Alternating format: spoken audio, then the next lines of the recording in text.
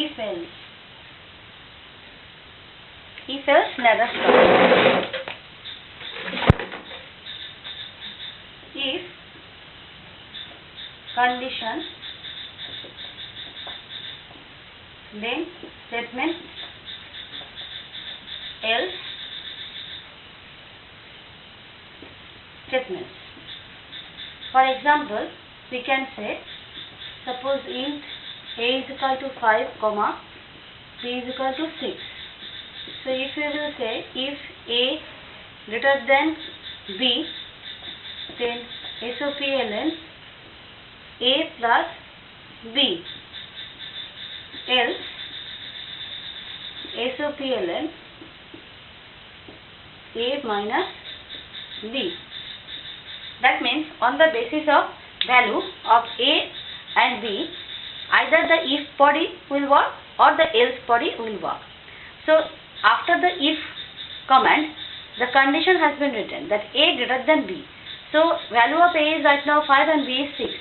If a is greater than b, then it will calculate a plus b and that will be printed. And if this if condition is false, then it will come to the else part and it will calculate a minus b.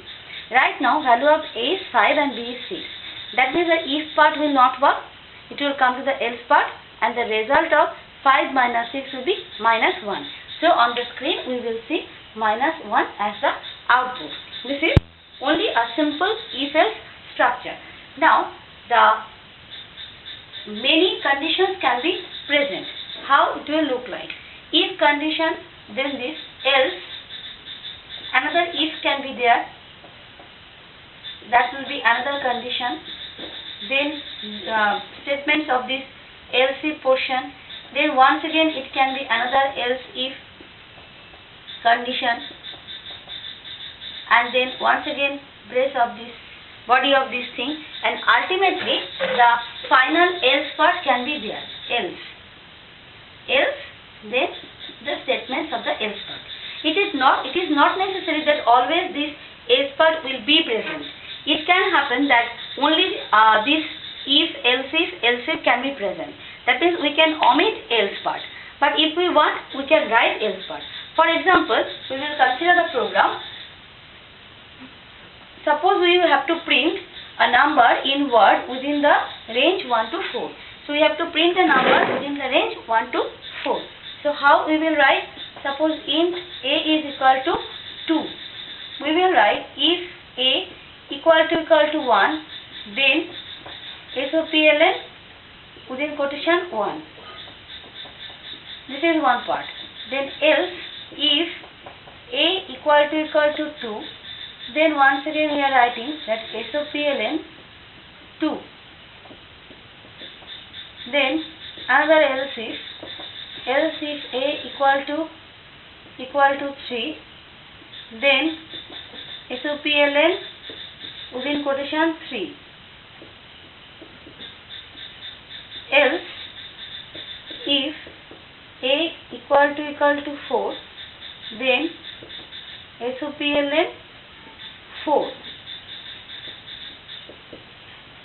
Else, we can write SOP ln unknown.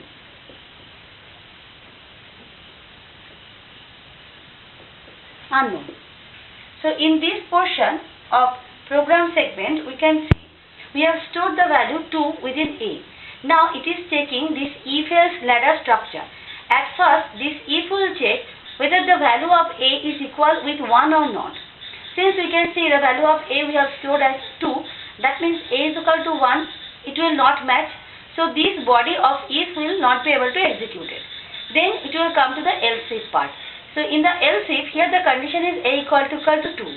At this particular if structure, that means the condition is matching with the value of a. That means value of a is 2, and here also we are checking with 2. So this if condition is true, so it will print 2 for this program. Now suppose I have given here 3 instead of 2. That means this if will also not work. In that case, it will come to the else part. In that case, a will match with 3, so it will print 3 and it will go out of this if-else ladder structure. Now suppose I have given here 5 as input. If I have stored 5 within the memory variable A, so first the if ladder will check A is equal to 1 or not. It is not, so it will come to the else part. Else if the second condition is A is equal to 2 or not, that is also not correct. So it will come to the else if part once again. A is equal to 3, that is also not correct. It will come to the else if. A is equal to 4, that is also not correct. So ultimately it will come to the else part and it will print unknown for us. So this is the if-else ladder structure.